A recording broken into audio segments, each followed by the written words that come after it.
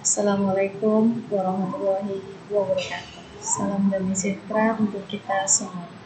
Perkenalkan, nama saya Hairunisa SPD. Saya adalah peserta Latsar angkatan 99, angkatan 3, kelompok 2. Pada kesempatan ini, saya akan menjelaskan hasil resitasi saya mata pelatihan pelayanan publik. Pelayanan publik adalah sebagai segala bentuk kegiatan pelayanan umum yang dilaksanakan oleh instansi pemerintah di pusat dan di daerah dan lingkungan BUMN BUMD dalam bentuk barang dan atau jasa, baik dalam pemenuhan kebutuhan masyarakat.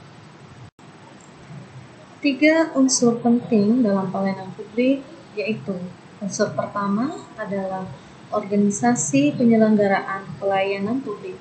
Unsur kedua adalah penerima layanan atau pelanggan, yaitu orang, masyarakat, atau organisasi yang berkepentingan. Dan yang ketiga adalah kepuasan yang diberikan dan atau diterima oleh penerima layanan atau pelanggan.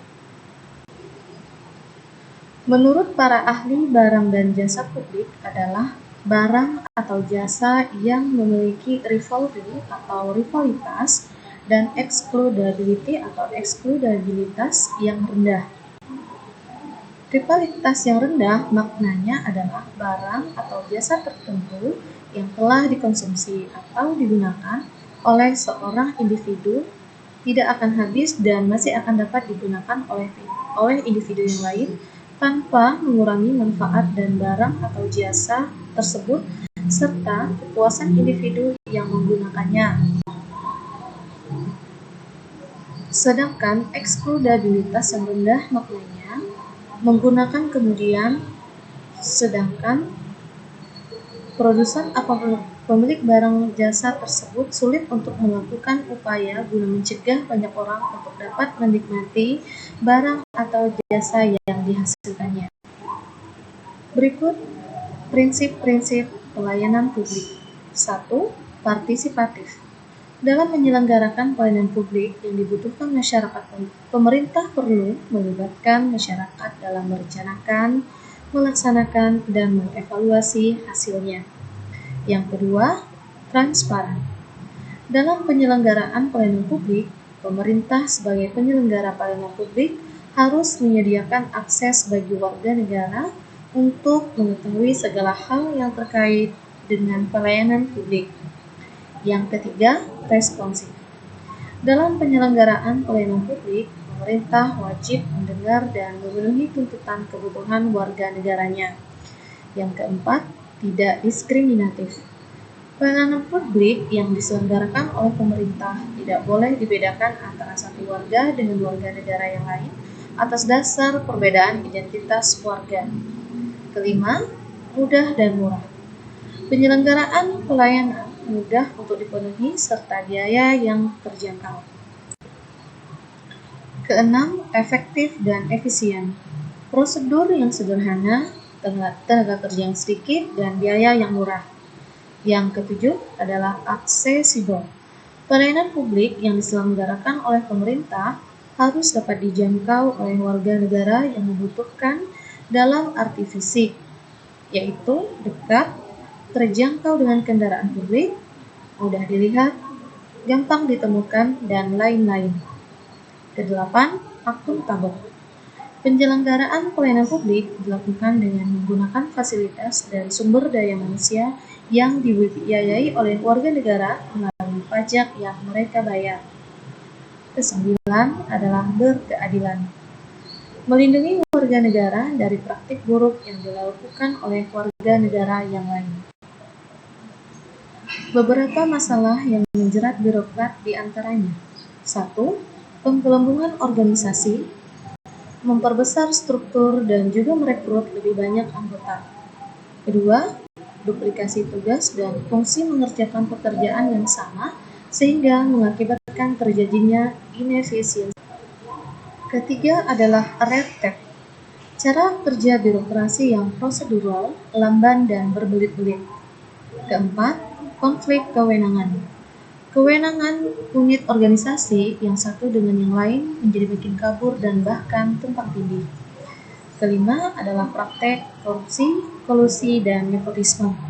Sedangkan keenam adalah enggan untuk melakukan perubahan atau melakukan inovasi-inovasi yang baru. Berikut prinsip-prinsip pelayanan prima, antara lain: 1. Responsif terhadap pelanggan atau memahami pelanggan. Yang kedua, membangun visi dan misi pelayanan.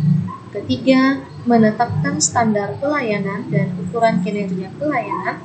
Keempat, pemberian pelatihan dan pengembangan pegawai terkait bagaimana memberikan pelayanan yang baik. Sedangkan kelima adalah memberikan apresiasi kepada pegawai. Tujuan dari diterapkannya sikap etiket: 1. Menciptakan keakraban, keramah tamahan, dan menjaga sopan santun pelayanan. Kedua, untuk dapat menyenangkan dan memuaskan pengguna jasa. Ketiga, untuk membina dan menjaga hubungan baik dengan pengguna jasa. Keempat, untuk tidak menyinggung perasaan pengguna jasa. Kelima, untuk dapat menjadi daya tarik. Dasar-dasar etiket sebagai berikut: 1. Politenis. 2. Respectful. Ketiga, attentive. Keempat, kooperatif. Kelima, tolerance. Keenam, informality. Dan ketujuh adalah self-control. Adapun manfaat dari etiket adalah: 1. Komunikatif. 2. Atraktif. Ketiga, respectable. Keempat, self-confidence. Adat sopan santun dan tegur sapa yang manis akan meningkatkan citra organisasi di hadapan pengguna jasa. Seorang ASN harus tahu bagaimana bersikap dan apa yang harus diucapkan. Dalam tugas melayani, hendaklah dihayati benar-benar sopan santun. Karena itu semua akan sangat berpengaruh terhadap kepuasan pengguna jasa. Di mana saja kita mempraktikkan etiket pelayanan, di antaranya: 1. Etiket dalam menyampaikan salam dan tegur sapa. Kedua, etiket bersalaman atau berjabat tangan. Ketiga, etiket bertamu dan menerima tamu. Keempat, etiket bertelepon dan menerima telepon. Kelima, etiket menanggapi keluhan masyarakat. Demikian hasil laporan resitasi dari saya. Saya ucapkan billahi taufik. Assalamualaikum warahmatullahi wabarakatuh.